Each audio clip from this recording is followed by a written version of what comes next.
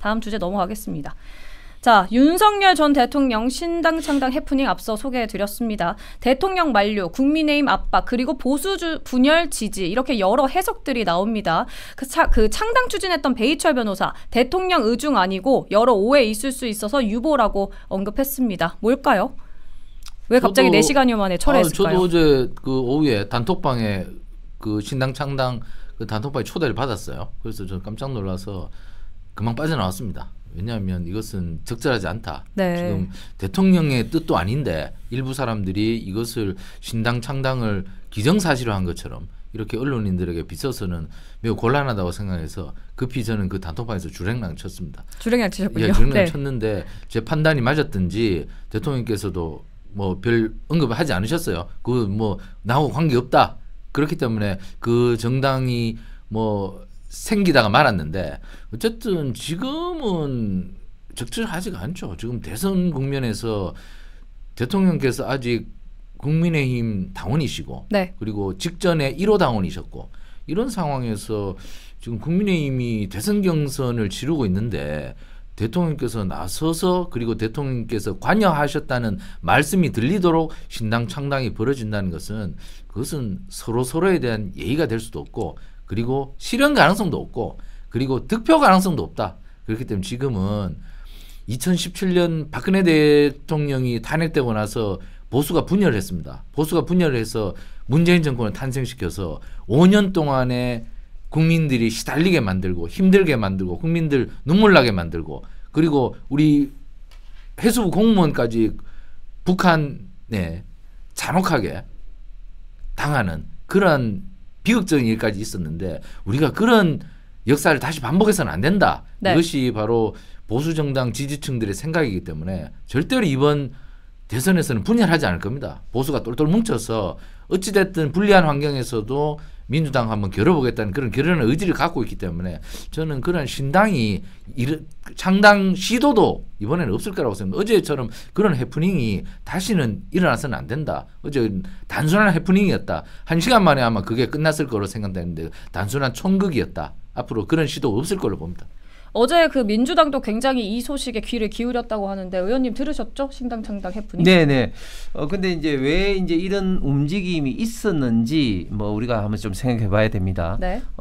지금 이제 그 윤어게인 운동을 펼치면서 지금 하시는 분들은 대부분 탄핵 반대에 굉장히 열심히 앞장서셨던 분들이고 특히 2030 같은 젊은 어떤 세대가 굉장히 많이 있습니다. 그리고 이 윤어게인 운동이 지금 일시적인 게 아니라 계속해서 행진을 하고 있습니다. 서울 같은 경우 뭐 홍대라든지 교대에서 하고 있고 지방에도 대구에도 지금 바늘당에서 계속해서 국민 당사까지 매일매일 하고 있고 뭐 주말에는 더 많은 사람들이 하고 있습니다. 왜 네. 이런 어떤 운동이 벌어졌냐면 지금 윤석열 대통령이 사기 탄핵으로 인한 이런 것들이 민주당 1차적인 책임도 있지만 이분들은 국민의힘의 좀 어쩡쩡한 자세에도 책임이 있다. 네. 이런 어떤 생각을 많이 좀 갖고 있습니다. 그러면서 국민의힘이 아직까지 이제 정신을 못 차리고 있다. 이런 어떤 측면에서 이번 비상계엄을 통해서 통상적으로 2030이 정치적으로 좀 무관심하지 않습니까? 그런데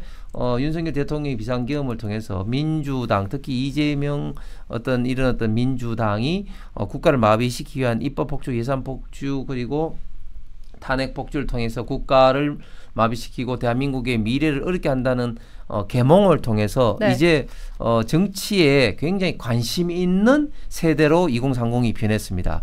그래서 이분들이 일단은 사기 탄핵 이후에 그럼 어떻게 할 것이냐. 그런데 이것을 일시적으로 그치는 것이 아니라 항구적으로 하기 위해서는 좀 정치 세력화해야 된다. 뭐 저도 만나는 어떤 친구들 2030한테 그런 이야기도 했습니다만 그런 정치 세력화를 어떻게 할 거냐 이런 논의가 자연스럽게 그 사이에도 이루어져 왔습니다. 그러다 네. 보니까 이제 신당 창당이라는 그런 어떤 움직임까지 이제 연결이 된 것 같은데 그런데 지금 시간이 우리가 싫든 좋든 조기 대선에 대한 열차가 출발한 상황에서 지금 물론 이제 그 젊은 배희철 변호사라든지 김계일 변호사 등은 이게 이제 그 적전 분열이 아니라 국민의힘을 좀 자극해서 더욱더 좀 시너지를 하기 위해서 신당 창당이란 이야기는 하지만 네네. 결론적으로 보면은 지금 조기 대선 국민에서 분열이 돼서 이재명에게 정권을 갖다 바치는 그런 꼴이 될 가능성이 많기 때문에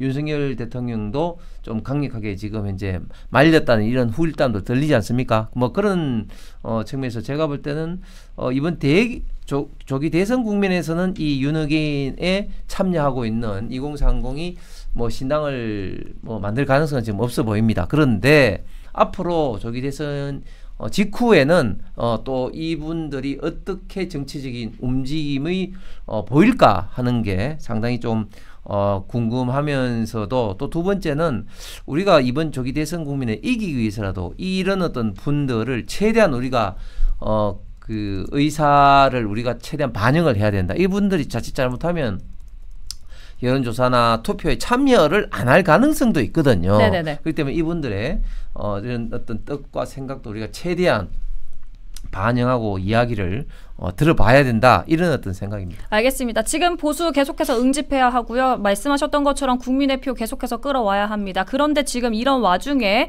제가 좀 한 그 방송을 봤는데요. 좀 깜짝 놀란 발언이 있었습니다. 국민의힘 대변인입니다. 정광재 국민의힘 대변인. 그 윤석열 전 대통령을 향해서 그분 앞으로 지도자 될 수 없다. 윤석열 전 대통령 아무리 지금 과거의 영화에 그걸 잊지 못하고 다시 정치 전면에 등장한다 하더라도 그걸 지지하려고 하는 사람들이 의미 있는 지지율로 연결될 수 있을까 이렇게 발언했습니다.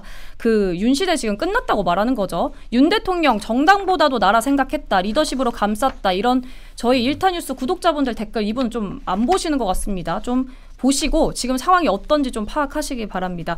그 다음으로 넘어가서요. 안철수 의원도 지금 계속해서 페이스북 오늘 오전에 올렸죠. 윤 전 대통령에게 탈당 결단해달라 공개적으로 요청했습니다. 그러니까 한마디로 스스로 당 떠나라 이겁니다. 지금 윤이 있으면 대선 필패다 이런 표현인데요.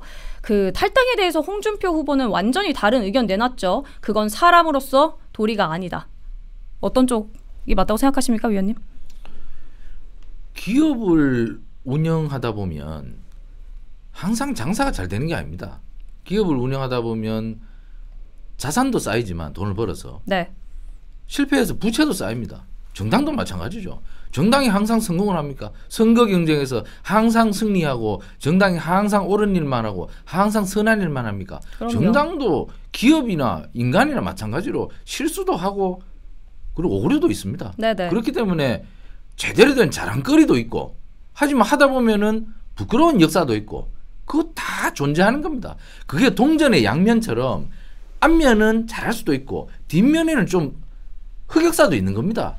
그런데 윤석열 대통령을 완전히 흑역사로 보면서 동전 한 면을 그냥 우리 없습니다. 앞면만 우리 있습니다. 이렇게 할 수 있습니까? 그렇죠. 기업이 자산과 부채를 같이 갖고 가는 것처럼 정당도 부채가 있는 겁니다. 그 부채도 다 안고 가고 앞으로 이 부채를 훌륭히 우리가 지금 갖고 있는 자산을 키워서 이 부채 갚겠습니다. 이렇게 하면 되는 것이지 부끄러운 역사 우리는 없습니다. 그거 단절합니다. 그게 단절이 됩니까? 아버지 빚 많다고 해서 아버지 인연 끊을 수 있습니까? 그 인연 못 끊는 거죠. 아버지 잘못도 덮고 가고 아버지 잘못 저희가 차차 살아가면서 바꿔나가겠습니다.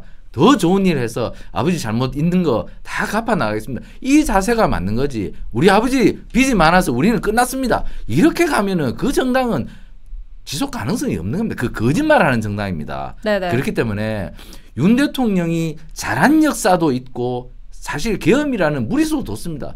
그것 국민의힘이 반성하고 사죄한다고 이미 얘기했습니다. 국민들도 압니다. 그렇다면은 그 잘못 오류를 앞으로 바로잡고 네. 그리고 윤 대통령이 잘한 것들 한미동맹 복원시키고 한일 관계 제대로 다시 한번 손잡게 만들고 그래서 우리 무역 환경을 좋게 만들고 기업인들 불안한 안 하고 이런 것들도 잘한 것도 있습니다. 그렇기 때문에 윤 대통령의 모든 역사가 잘못됐다고 할 수 있습니까? 그렇죠. 그렇기 때문에 계승할 것은 계승하고 반성할 것은 반성하겠다는 솔직한 자세로 나가는 것이 맞지. 윤 대통령 우리 모릅니다. 저 사람 누굽니까? 이렇게 한다고 해서 그것이 국민들이 국민의힘 똑바른 힘 정당으로 보겠습니까? 저는 아니다. 잘못한 것은 이미 사죄하고 오류를 바로잡겠다고 다짐했고 앞으로 더 잘할 것이라고 우리가 비전만 밝히면 될 것이지 네네. 탈당시키겠습니다. 저 사람 우리는 모르는 사람입니다. 이렇게 해서는 안 된다. 저는 그렇게 가는 것이 국민의힘의 솔직하고 바른 태도지 윤 대통령과의 절연이 국민의힘이 새로운 출발이 아닙니다. 저는 부끄러운 역사도 안고 가고 잘못된 역사 고치면 됩니다. 그렇게 바로잡는 자세로 가는 것이 맞다. 국민의힘 내부에서 지금 대통령과의 절연을 강조하는 것은 저건 거짓말하는 거지 저건 결코 바른 일이 아니다. 대통령과 절연이 아니고 개선과 발전이다. 그런 측면에서 개선과 발전이라도 잘못된 것은 바로잡는다고 분명히 얘기했다. 그렇기 때문에 국민의힘이 거기에 대해서 주눅들 필요가 없다. 안철수 후보께서는 좀 급하신 것 같은데 그렇게 해서 표받아서 앞으로 국민의힘이 제대로 된 정당 될 수 없다. 저는 그렇게 봅니다. 네, 그러니까 한마디로 지금 부채 있다고 자식이 아버지 버리려는 꼴입니다. 그러니까 한마디로 부모 자식 사이 지금 끊는 겁니다. 의원님 맞죠?